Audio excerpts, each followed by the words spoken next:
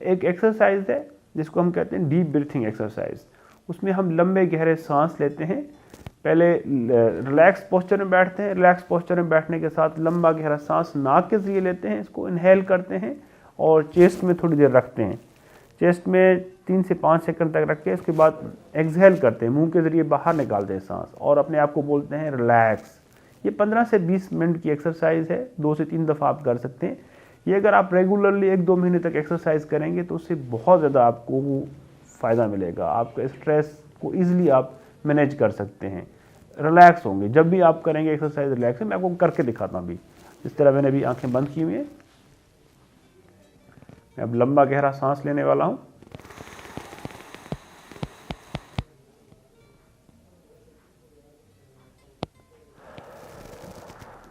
Relax.